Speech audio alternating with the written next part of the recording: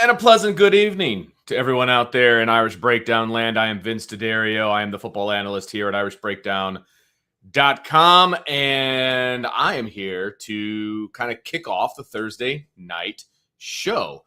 The IB Nation Sports Talk show this is the fourth episode of said show. And I am kicking it off today because Sean Stiers is on his way to Omaha, Nebraska to take in the College World Series and Notre Dame and all that surrounds it. It's the third time that Notre Dame has been to the College World Series in its program history, 1957, 2002, and 2022. So this is a big step for Notre Dame baseball, and Sean is going to be there to chronicle everything. So make sure you stay tuned to irishbreakdown.com as he will be updating everyone on everything that is going on and all of that fun stuff. So he is en route to Omaha, Nebraska. And so I am pushing forth with the show here. And he recorded the show a little bit earlier today.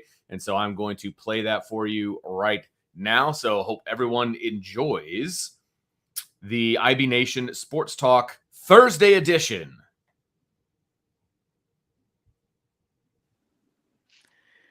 So welcome to the show. This is I guess an instance where I'm in two places at once. Technically, this is the fourth episode of IB Nation Sports Talk. We've had a blast this week getting into the show. And, for those kind of getting into the groove of the show with us, we're doing it Monday through Thursday. Each week we do it live on YouTube, and then the videos archived to the audio podcasts. And, you get those podcasts, of course, wherever you get your podcasts. So wherever it happens to be, all the different outlets and platforms, that's where it is. I'm not live today, though. By the time the show airs, I'm going to be somewhere west of Chicago on I-80, barreling toward Omaha, Nebraska, and the College World Series. I'll have coverage throughout the series on irishbreakdown.com. Of course, Notre Dame plays their opener against Texas Friday night, 7 o'clock Eastern time. More on that in a bit. But first, you see this face that, maybe you've never seen before along with me. Introduction to my co-host making his IB Nation Sports Talk debut, the one and only Bobby Hensley. I mean, you didn't say anything really nice about me in that intro. You just said, this is Bobby, which is perfect for you. Well, I had to keep it as vague as possible because I'm not even allowed to say like where you work, I guess, still, right? Like, is that's still off limits? It's easier to ask for forgiveness than permission, right? That's right. I guess so. Let's just say Bobby is a lifelong Michiana resident. He went to Penn High School here in the Michiana area. For those outside the area who don't know Michiana specifically, it's like South Bend, Mishawaka, Granger, and Penn High School is out in that Granger area, the monster high school in the area. He's he's lived here, lifelong resident, and Ball State University alum, and he has worked in media/sports media for how long has it been now? 10, 15 years at this point? It's been 15 and a half years. Just feels a lot longer when I have to deal with you all the time. That's very true. That's very true. And as you can probably tell by our witty repertoire. What's that word? Repartee. Party.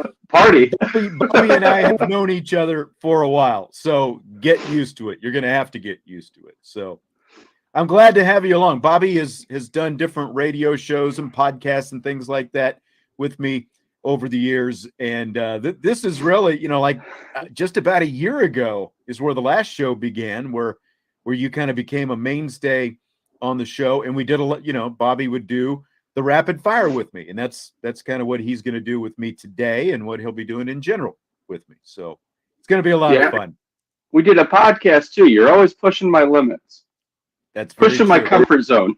You know what I'm thinking we might have to do here in the near future is get Vince in on the deal and we revisit the Rudy stuff, because there's a lot of people who haven't heard, our Rudy takes. So I think that could be a lot of fun. It could be dangerous for some people, but I think it'd be a lot of fun. Some people, for me, it's just going to be just me. That's why I think it would be fun. Yeah, there you go. Football fantasy. Right. That's right. So Notre Dame is back in the College World Series after a 20-year absence. Bobby, have you ever been to the College World Series? Ever wanted to go to the College World Series? Any of the above? I've wanted to go. Actually, one of my really good friends, they had their bachelor party at the College Baseball World Series. Oh, yeah. And I was like, that was a perfect experience, but I couldn't make it because of work obligations. Yeah. But yeah, I always think that'd be cool. The softball one as well. I just think that it'd be a cool weekend. It's a unique atmosphere with a lot of just game after game after game. You just get to keep watching baseball. That's exactly it, especially opening weekend. Opening weekend at the College World Series is always the best time to be there because there are 8 teams, of course, that make it to the College World Series, and each team is guaranteed 2 games. So all 8 of those teams are going to play twice in the first 4 games. So, hotel rooms are obviously harder to find that first weekend because you have all the 8 teams there, but that's the best time to be there because, like, if you're a baseball fan and you just want to see some college baseball teams play the best college baseball teams in the country on the biggest stage, you get tickets to the first 2 days. There's 2 games a day, and you can see all 8 teams in 2 days, basically 4 games, 8 teams. And the way they do it, there are obviously reserved seats, in the grandstand and stuff like that, but they also make like the outfield, it's all general admission, and you line up to get your first crack at those general admission seats, so they hold all those back so that people can walk up and get into the game, so it's a blast. And opening weekend's also Father's Day weekend, so that's a really cool thing.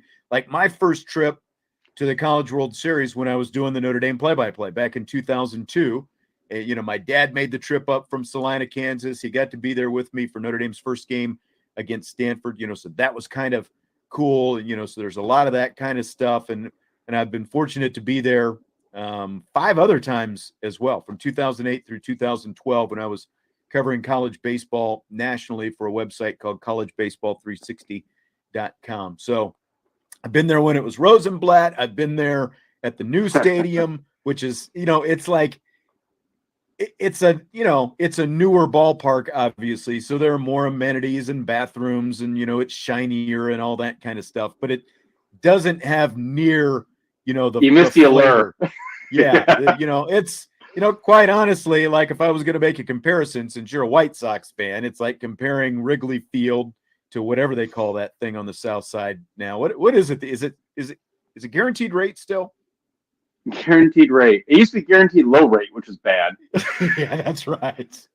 But no, guaranteed rate field. Yeah, I get it. Like in that area, Omaha doesn't have a whole lot of like big things going on. So like this is their big event for the year. They get so many people from out of town, and they get so many tourists almost. But what a cool atmosphere! Even watching it on TV, you can tell there's a cool atmosphere there. Yeah, it really is. And the first time I went, I came upon a T-shirt that said, "The College World Series, the 10 days that Omaha doesn't suck." Which is probably true. Because it's literally one year I stayed until the national championship had been played. And so I was still, and I was covering it. So I was there. And then I think I was flying home or something. So I went up, this is when it was still at Rosenblatt, and I went up the day after, and it's literally like, wow, Dead. You talk about desolate, it was a lot different environment without the games being there and the fans and all that stuff. Different for sure. Well, you talk about hotels and stuff. I have a friend that lives in Omaha, and they're always like, "Oh, you should come visit sometime." And the only time I've ever thought about visiting is during the College Baseball World Series. Well, and here's a pro tip.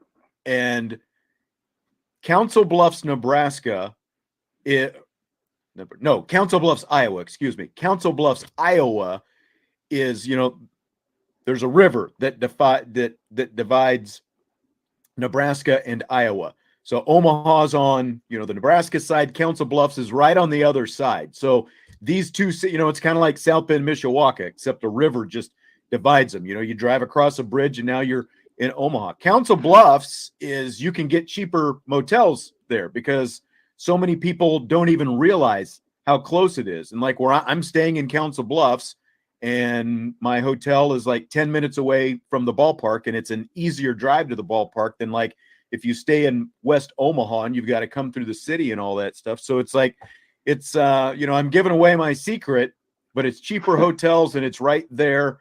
And, so you might as well just stay in Council Bluffs and not have to pay for more expensive hotels in Omaha. Yeah. And there's a lot of little places like that. Like I never realized going to Cincinnati that Kentucky's right there. So you can get a hotel in Kentucky, go to Cincinnati. But like you said, you're not going to be at your hotel because there's games the first 2 days nonstop. Exactly. That's got to, and like you can watch the other teams warming up as one game ends. It's just there's this constant action at the ballpark. Right. And what's going on right now as we speak, it is practice day and press conference. I've obviously been there enough. I know what the schedule is. It's like it's Thursday. So what that means is the teams show up one at a time. They get like an hour. It's either 45 minutes or an hour. They practice on the field. They take their batting practice, kind of get a gauge for the ballpark and all of that stuff. So as soon as they're done with that, they send the coach and a couple players to the press conference. And that's kind of what the entire day is at the ballpark. So they'll be doing that. And then later at the end of the night tonight, they do a big opening ceremony that they finish off with fireworks and all that stuff. And that was one of the things that stood out about my very first experience was really cool fireworks display. They do it up right there in Omaha for the opening ceremony and all that stuff the night before. I think anything in the Midwest that goes up in the sky and goes boom, everybody gets excited for. It's kind of like it's almost like a Field of Dreams vibe with college baseball there. That's very true. That's, it's just kind of a bigger edition. Venue, of Field of Dreams. Yeah, that's right. So do you understand the bracket and the format of the College World Series, Bobby? It's okay if you don't, because I've got a slide I'm going to put up for our listeners / viewers to kind of explain this whole thing. Well, it's double elimination. Does. Yes. So that's what you said 2-game guarantee. I say double elimination, however you want to phrase it. Well, it's for layman. Like I grew up wrestling. Like I went to wrestling tournaments every Saturday and they were all double elimination. So I learned at an early age what a bracket looks like and how to read a bracket. Yeah. And it's double elimination. But my point is a lot of people, aren't, if you don't follow college baseball and, you haven't sort of been around, where you've had to read a bracket and stuff like that, some people kind of get confused by exactly what it is. So I thought we'd do kind of a quick tutorial of what, kind of the format of the College World Series so that people can kind of understand what's going on who are following Notre Dame these first few days. That's perfect. Now, I know how softball works. I'm not sure about baseball. At the end of it, is there a winner of the winner's bracket and a winner of the loser's bracket, and there's a best of 3 at the end? Not quite. You almost had it. So here, I'm going to explain it. Now, first I'm going to put this slide up here.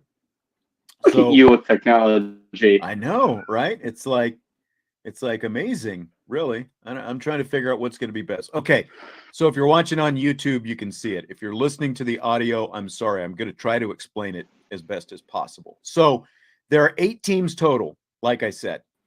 The 8 teams, though, when you start off the College World Series, are split into 2 different pools of 4. And each of those 2 pools plays its own double elimination format. So those two pools each play double elimination within their pool of 4, and then the winner of each pool advances to the best 2 out of 3 championship series that Bobby was just talking about. It looks like we lost connection with Bobby, so hopefully we get him back here soon. But I'll keep on explaining the bracket and how that works. So the first part of the process, again, like if you follow college baseball on, an elementary level, I guess, or just kind of at a basic level, the first part of the process is like an NCAA regional. Then the championship series is like a super regional, which Notre Dame, of course, just played last week against Texas. So it's double elimination in the pools of 4, and then there's a winner of each pool of 4, and they end up playing a best 2 out of 3 championship series. Now, the format switched back around 2005 to have the best of 3 championship series. Before that, each team would just come out of its pool of 4 teams and play one game for the national championship. So the way it is split up, again, 2 different pools of 4. You've got Notre Dame, Texas, Texas A&M, and Oklahoma in one pool of 4. And then the other pool of 4 teams, Ole Miss, Arkansas, Auburn, and Stanford. So you've got 2 pools of 4. Each pool of 4 plays double elimination to get out of that pool. And then the 2 winners of each pool of 4 play in that best 2 out of 3 national championship series. We lost you for a second, Bobby, but I'm glad you got back for the important stuff. So you kind of understand what's going on right now. Yeah, I compliment your knowledge of technology, and then I disappeared. I know. You went sideways and then you disappeared. Oh, well, going on over here. Well, I've got the bracket up, and you can, again, if you're watching on YouTube. So Texas A&M and Oklahoma are going to play at 2 tomorrow afternoon or Friday afternoon. Notre Dame and Texas the opening game. Yeah. Notre Dame and Texas then play the night game at 7. So the loser of those 2 games will meet on Sunday. The winners will also play on Sunday. And so then the loser of that losers game Sunday is eliminated. They become the first team eliminated from the College World Series. And then you just play double elimination from there. So like the winner of those 2 losers ends up playing the loser of the 2 teams that won their first game. And again, I'm trying not to make it too complicated, but you can see on your screen kind of what it looks like. But so then the 2-0 team doesn't play again until Wednesday, because they've got to wait for the team that comes out of the losers bracket and on down the line. I don't want to get more detailed than that, because it's just, again, you can sort of look at your screen. Bottom line is it's double elimination. So you play until 2 teams lose twice, and then the remaining, or I guess 3 teams lose twice, and then the remaining team comes out of the pool.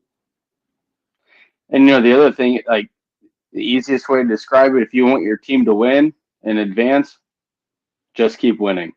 That's it. And if you go 2-0 in, if you're the team that goes, each pool is going to have a team that goes 2-0. Now you're going sideways again. So I hope that doesn't mean I'm about to lose you again.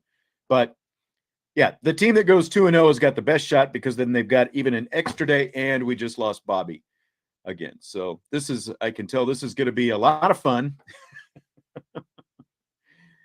with that. So, like the team that goes 2-0 gets an extra day in between. And the biggest difference, like I was comparing this pool play to regionals, the biggest difference is there's a day between every game at the College World Series, with the exception of the championship series. So your pitching gets extra rest. You can really, kind of go, hardcore at it with, with your pitching, with your bullpen and stuff like that at the start. So we've got you back again. I hope you don't move too much. Let's get into these questions and get going, because I'm starting to worry, Bobby, with your connection there. Should be okay. Okay, we'll see. So Mark Packer of the ACC Network says Notre Dame baseball beating number 1 Tennessee last weekend to advance to the College World Series is Notre Dame's biggest accomplishment in any sport since the school joined the ACC. Do you buy or sell that? I sell that. I still think the biggest accomplishment they've done is winning the ACC tournament in basketball. I don't know, like baseball, and basketball is one of the money sports. Baseball is cool, but if Notre Dame's not good, are people much?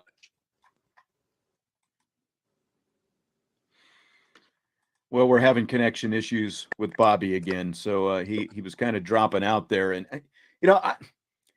I definitely, like, winning the ACC championship was a big deal. And like our friend Tom Noy would say, beating Duke and North Carolina in back-to-back games to win that ACC championship is a bigger deal. I get it. I mean, the ACC is a basketball conference, but so you can make a big thing out of that. I do think that's a big accomplishment.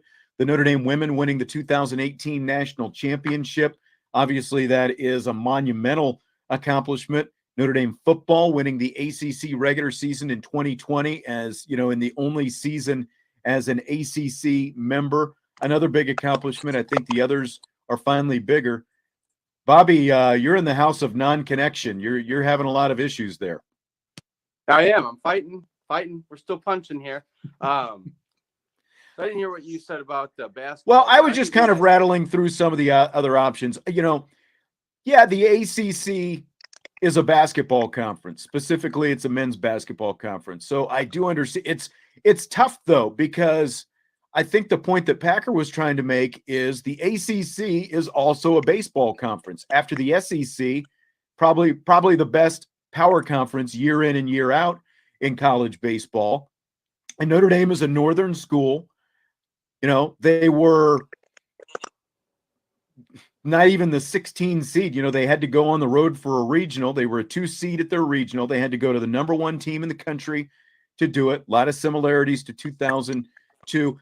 I'm going to slightly edge this. I'm going to slightly agree with him on this baseball accomplishment just because of the fact that, when you look at where Notre Dame came from over essentially the last 16 years after Paul Mainieri left, baseball was a complete afterthought up here.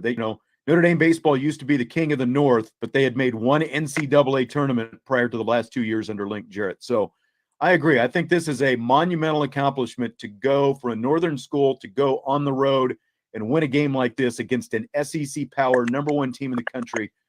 I'll agree with Packer on this.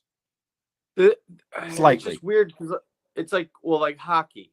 They invested a lot into hockey at Notre Dame. Notre Dame has a new venue. They have and it helps with recruiting, helps with everything. Basketball, the program's grown by joining the ACC. Has baseball grown since joining the ACC? Probably not. So I understand the thought that. Well, they have in the last 2 years. I think it's a matter of who the coach is. People want to say players play, coaches coach. I think that this success proves what a difference a coach makes, because they were, all these guys, Sure. Basically most of the guys who are starting right now, they're 5th-year guys. So they've been around, they were definitely, recruited by a different coaching staff. So, I think that what Link Jarrett has proved that coaching makes a big difference. But you said it, the players play and coaches coach. I think that's true more in the professional ranks because at that point, the players know what they're doing. And most of the players go on to be coaches, to be honest. Yeah. But in college, part of what coaching is recruiting and getting your guys in there that maybe you found somewhere, maybe that you added from something. So I think in college level, it's more about recruiting as a coach. Well, and even the other thing, he's gone out and used the transfer portal in a way that other coaches before, the 2 coaches before him did not do. Now, they had some transfers here and there, but look at John Michael Bertrand, and there have been some others as well. They've managed to go out and use the transfer portal, and they plug some early needs, and they have paid huge dividends for them in these last 2 years. Super regional last year, going to game 3 against the eventual national champion Mississippi State, and then of course knocking off number 1 this year. Well, it's kind of like once you have success, it breeds success. You can get more recruits, you have more stuff to sell. And, selfishly as a Notre Dame fan, it's kind of cool that they knocked off Texas Tech to get to where they are because Texas Tech knocked them out in basketball this year. No, that's true. All right. So on the same general topic, Paul Feinbaum fired some shots at Tennessee head baseball coach Tony Vitello this week. Feinbaum had Vitello on his show last week when the Vols were still the number 1 ranked team in the nation before they were upset in the super regionals. And here's what Feinbaum said about Vitello this week. Quote, "I think ultimately this is a complete meltdown. Tony Vitello was here a week ago talking about all the things that people don't like about him. Let's be honest. He comes off brash and a know-it-all." End quote. He went on to talk about how Tennessee's players kept talking trash while they were losing to the Irish. If you watch the games, you saw that last weekend. And here's another Feinbaum quote. "That's what made Vitello so popular in Knoxville. That's what made him such a villain and vilified today." End quote. So, I think most Notre Dame fans are going to, pretty much agree with everything that Paul Feinbaum is saying. And really, if you're not a Tennessee fan, especially in the SEC, you know exactly what he's talking about. You know, classless versus Catholics. They made their own shirts last weekend. You can't make it up. But do you buy or sell polarizing coaches like Tony Vitello being good for college baseball, Bobby? Well, I think there's twofold there, because I think it's bad for, you know, the kids and stuff, but it's good for ratings. It's good for television because you just made a heel out of a guy and like you want to cheer against him. So you're going to watch to hope that he loses. So I think it's good for the game to have personality, you know, and bring attention to it, because baseball, you said it, you and I like baseball, but like a lot of casual viewers aren't going to care unless they see a guy like that and then they can cheer against him. So I'm going to say it's good for the sport, but not good for his own kids. Yeah. Sports are better when there's a villain. I mean, just when they think they got the answers, I change all the questions. You know who said that? The rowdy one. Yeah. Roddy Piper. Roddy and it's Piper. Like, yeah, that's right. I mean, you know, that's what makes pro wrestling. You know, you're more a pro wrestling fan now. I watched it, you know, back in my younger days. It's like, that's what makes that sport fun. That's what makes, I think, watching any sport compelling. And college baseball is still such a niche sport. You know, like obviously in this part of the country, it is not as popular as it is in the South. It's popular across the South because you've got all these warm weather schools. Most of them are investing big bucks in their programs. They're paying multi-million dollars to their coaches.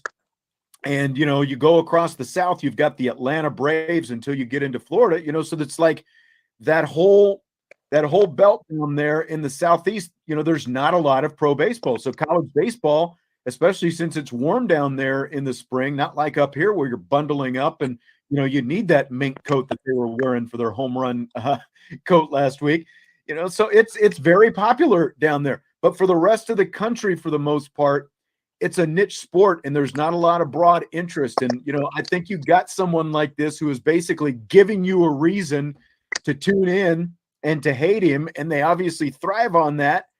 I do think that it's good for the sport. Now, I agree about what you're saying, you know, like, you know, his players are definitely brash. And, you know, it's like at some point you do kind of sit back and go, okay, what kind of message are we sending here? But they thrive on it, you know, and it didn't work out for them ultimately this year. You know, they actually got to the College World Series last year without being number one, but they get knocked off this year. But I'm not going to tell you I'm a Tony Vitello fan, but I think having that villain around is good for everybody else. It gives you somebody to cheer against. And like, how many times do we see people and we're like, if they're on my team, if they're my coach, if they're my guy, Lenny Dykstra, and when they're not, like... that's like Brian Kelly. Yeah, for that matter, I guess. You know, but even, I mean, he had detractors within his, you know, like within his own fan base, even as much as he won. So, right. So I don't know. I think the guy's good for baseball in terms of ratings and like brings attention and any attention to a sport. Baseball in college is almost an Olympic level sport. Yeah, that's true. That's a good point. Again, get outside the SEC and you know, in a few ACC programs that really invest in it. You know, it's a, you know, let me put it this way. Like Coach Savage out at UCLA, you know, he's had a really successful program on the West Coast. They've been to a few College World Series, won a national championship a few years back, but you don't hear people talking about UCLA baseball because the guy just goes about his business. You know, he brings in good pitchers, you know, Trevor Bauer, Garrett Cole, they were teammates together at UCLA, their first World Series in several years, a few years back, you know, so it's like, you know, those are the kind of guys that he brings in. But, you know, again, you can separate Trevor Bauer right now. He was a really good college pitcher. But you don't hear people talking about them. You don't hear people talking about most college programs, but you got a guy like this who's willing to stand off. You're talking about him. But it makes you wonder, like, even if a guy like John Wooden, like back in the day, if Twitter was around and everything, he's just so boring because he's such a great dude. Yeah. And had a great program. Like, how would that have worked today? Yeah. Yep. Okay, fill in the blank on this next one. It's blank that the NCAA decided not to let a scheduled national anthem singer sing at the College World Series this weekend because they found out the guy flashed a horns down hand sign during the Women's College World Series when Oklahoma was playing Texas. I don't understand why. Like, I think it's garbage. Like, just let the guy sing. If they're a singer, just let him sing. It has nothing to do with the game. People do the horns down all the time. Texas does the horns up all the time. What's the difference? Well, and that's, like if horns down is unsportsmanlike, then why isn't regular horns up also unsportsmanlike? Like what is so unsportsmanlike about that? It's not an obscene gesture by any definition of obscene. It just apparently it sets off Texas fans, and so I don't get why it came to be known as unsportsmanlike. Here's the email the guy got from the College World Series of Omaha's senior project coordinator, Zach. The guy's name is Zach. Due to the unsportsmanlike behavior shown after your performance at the Women's College World Series, we need to go a different direction. You are no longer scheduled to perform at Game 9 of the Men's College World Series. And so I think this guy is an Oklahoma fan, and he, and Oklahoma coincidentally is, they won the women's championship. They're all, and both Texas and Oklahoma, they're in the same pool. They could potentially play at some point in Omaha this weekend or next week. But yeah, so he sings the national anthem at the Women's College World Series. Then he does his horns down, and now they don't want him to sing at the Men's College World Series. I think it's pretty bush league on the part of the College World Series to give him the boot like this. Again, it's not an obscene gesture. It's only found quote unquote offensive if you're a Texas fan. Well, so I don't get it. I'll be honest. I like Texas. I'm a fan of Texas in a lot of sports, and I never got the horns up, horns down like thing, because horns up is offensive then as well. Like, there's no reason that one should be okay and one shouldn't. It just doesn't make sense. And then if you're that like soft in your feelings that like somebody just does a hand signal down that has no offense with it, it's not like there's a middle finger involved or something like that.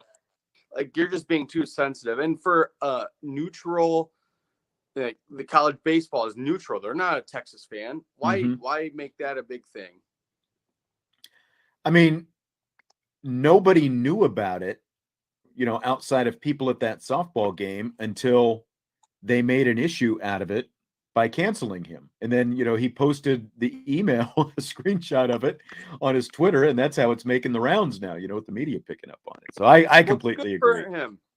He's going to get a bunch of notoriety from it. He's probably going to get more attention than if he had just sang it. So maybe he gets more singing gigs in the long run. Yeah, that's right. Yeah, so doing the horns down worked for him.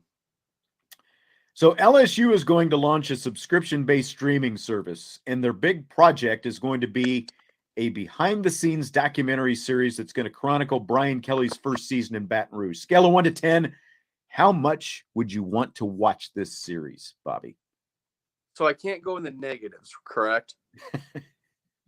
I mean, if you really want to, you can. Negative 100. I don't care. Like, I think what makes HBO's Hard Knocks work, and I'm taking the Notre Dame bias out. There is Notre Dame bias here. Sure. But I'm taking that out. What makes Hard Knocks work for HBO and for the NFL is that it's before the season, and you're just thirsty for coverage. You're thirsty for football, and there's something there. I think something during the season, week by week, I don't care. I can see his performance on the field. I can see the team and how they win or lose. I don't need to see a documentary on how it comes together during the week. Yeah, I agree. I didn't think that when he was here at Notre Dame, the one they did on, I think it was Showtime. Yeah. I didn't think it was that compelling. I think you're right. I think the off-season stuff makes more sense leading up to the start of the season because that's when we have an appetite for it. It's like you want to consume anything. It's like, football's coming. Now I'll watch it. Like do it, maybe start filming it in the spring when the team is practicing there, and then start when training camp starts, and maybe shoot some stuff during their summer workouts and those kind of things. But so like start in July, go through August leading up to the season. I don't think any of them are that interesting. I might have also more like if this was an unvarnished inside look, made by someone outside the program, like a 30 for 30 or, Hard Knocks or whatever. And maybe Hard Knocks isn't probably a good one because they're in conjunction with NFL film. So they're still not going to go, show you the hard hitting stuff, So that's my point. It's like, this is basically made by Baghdad Bayou Bob Productions. It's like the Coach Ogeron. It's an LSU. Yeah, it's an LSU streaming service. It's, so how much are you really going to see? Everything's going to be fluffed up to begin with. If there was a chance that I, could actually tune in and see Brian Kelly say something stupid, which, as we know, he's going to put his foot in his mouth at some point because he can't help himself. If that was actually going to make its way onto there, I would watch it, but we're not going to see that. So how about this? 1 to 10, how excited would you be if it was a neutral party making a documentary about the process of Brian Kelly leaving Notre Dame to go to LSU? Oh, 10 out of 10 for sure. Like this LSU thing they're doing is a 0. It's a 1. Something that you just described right there, 10 out of 10. I would love to see. Like I would love if there was a camera and flies on the wall when all this stuff was going on and he's taking calls and all that kind of thing. I would love to see something like that. And like an hour by hour breakdown even. Because it wasn't that long of a process. It went very fast. Well, according to him anyway. I think that there was actually more contact than he said there was. But even if it was through, like maybe his agent or third parties or whatever it happens to be. Yeah. Okay, the U.S. Open produced the hero. Yeah, I agree. U.S. Open golf tournament starts today. A lot of media people are taking the pro golfers who have left the PGA Tour to join the new Saudi-backed Live Tour. They're kind of taking them to task. And they did it for what? More money. Here's my question, though, Bob. You've got all these media people, like calling out these golfers. They're doing it for the money, and they're talking about blood money, and because of the association, with the Saudi and all these different things. If you polled 100 media members and you were going to offer them $1 million to leave their jobs today, how many of those 100 media members do you think would take the $1 million and leave their jobs? So like my only thought is there going to be one that would do it out of principle? Because 99 of them for sure. Right. Is that 100th one gonna maybe fight back a little just out of principle and then get the money? Sure. So 100 of them. I'll go with 99 because there's probably going to be, maybe even 95. There's going to be that handful who are going to, pound the table on their principle and all that kind of stuff. But especially media members, it's like, unless you're Stephen A. Smith or, working for ESPN or one of the, Chicago, New York, LA, one of the big markets and stuff like that, it's not by any means known as a highly profitable career. So I just think that these guys are talking out of the wrong sides of their mouth. I take the $1 million and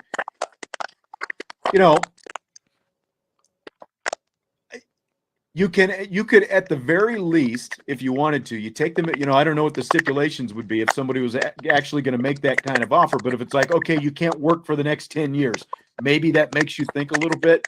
But even if it's 10 years, that's $100,000 a year. I could do pretty good on that, right? You could do pretty good on that. So I would take it. I think you're getting a lot of guys too that are like, they're already rich. So this big paycheck is just more incentive for them to leave the PGA. Yeah. And they don't understand why it's such a big deal. It seems like pretty much a layup. If you're a name, that's how you build a league. You get a few stars and you pay them, and that's how you build and start. And that Saudi area, they're hungry for a lot of Americanized things, a lot of Americana or whatever, like golf, and like they do the same thing for wrestling. They pay a high amount of dollars to have a wrestling event every year, and it has to be all the big stars. I just see like, well, if somebody offered me, even if they offered me 100,000, I'm like, yeah, I'll do that as a media member. Sure, that's way more money than I'll make in anything. I know. You wouldn't find me waiting too long. All right. I'm sure you've heard about the fantasy football dispute between Jock Peterson and Tommy Pham, the baseball players, where, Pham plays for Cincinnati. Peterson plays for the Giants. Pham gets mad at Peterson and hits him. When they were going through warm-ups in the outfield when their two teams were playing each other. So Peterson's teammates wore T-shirts this week during pregame warm-ups that said, Fantasy Football 101, stashing players on the IR isn't cheating. And that's where the argument came from. Pham accused Peterson of stashing players in the IR and said that was cheating. So first, what do you think of the shirts? I think they're fun. I'm glad they did it. Like, I don't know. Again, it's kind of like you're talking about that Tennessee coach. I think it's good for anyone to just have something to watch or laugh about, and that's kind of what it was. It's like, I don't know. I think they almost know they're being silly about it at this point. So like, why would you, so it's funny to like throw the shirts on, and I think it's pretty good. I think so too. I think it's hilarious, the fact that they did it out in front of everybody, because the story had kind of died a little bit, and then they put these shirts on this week, and it kicks back up once again. So I think it's pretty funny, and it's funny to me that, like, outside of Tony La Russa, walking a batter with a 1-2 count, like, this has been probably Bobby's a White Sox fan. He's shaking his head. This is probably the biggest baseball story of the year. This whole fantasy football dust up. And I'll just say, there is nothing dumber to fight about than fantasy football. It's like to get into a physical altercation over fantasy football. And I don't know how much fantasy you play, Bobby, but I just think it's the dumbest thing ever. The fact that it came to this. Two grown men getting into a physical altercation about fantasy football. Well, fantasy football in general is like for child's play. I think like it's just a crapshoot if your team's good or bad. I don't understand why they would get so fired up. But the thing is it wasn't like they were playing fantasy football today. Like that, whatever beef they had was some last year, last fall, last winter. So they were still that fired up to punch each other. I think that's what I can't be mad at somebody that long.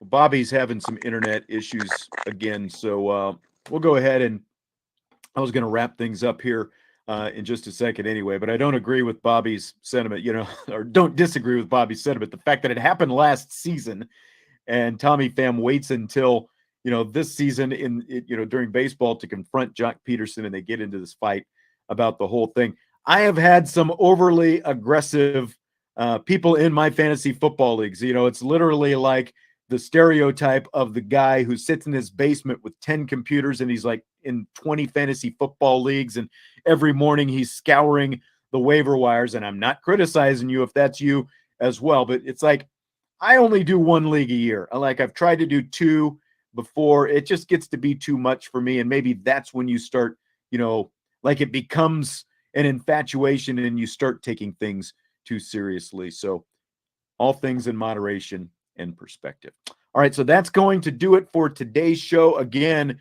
IB Sports Nation Sports Talk. We go Monday through Thursday each week.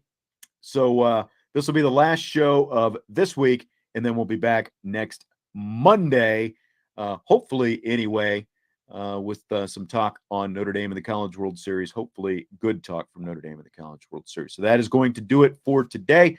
We will talk to you next week. Have a great weekend, and we will talk to you then. All right. Thanks, everybody, for joining us on this edition of the IB Nation Sports Talk. And Sean, as I mentioned, Sean I just actually got off the phone with him. It was very strange seeing him, talking to him.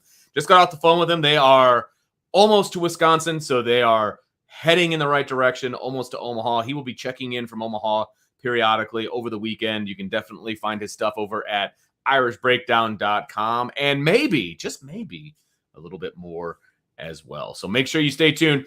Make sure you hit that subscribe button. Make sure you hit that notification bell so that you know when there's going to be a show, because you just never know when there might be a show. Just saying. I don't want to hint, but I'm hinting. So you never know. So, everybody, thank you for joining us on this Thursday. We will be back for the IB Nation Sports Talk Show on Monday, and Sean and I will be there together, and we will be hashing out the topics of the day, which I'm really looking forward to. I do enjoy hashing it out with Sean in the evenings. It's kind of a new look for us, and get to hang out in the green room, which is always fun and exciting. So looking forward to Monday. So everybody make sure you have a wonderful weekend. Make sure you join Brian and Sean Davis tomorrow for their show as well. So again, hit that notification bell because you just never know when another show is going to pop up. So tomorrow is the Friday Free-for-All mailbag. Don't forget that, 1 o'clock Eastern. Brian and I think Ryan Roberts will be there as well. And we are going to just do whatever you guys want us to do. It is the Friday Free-for-All mailbag. And then later on that night, there will be 7 o'clock. Will be the Notre Dame versus Texas first game of the College World Series for Notre Dame. So make sure you tune into that because we will be talking about it an awful lot. So for Sean Stiers, I'm Vince D'Addario, and we will talk to you next time on the IB Nation Sports Talk Show.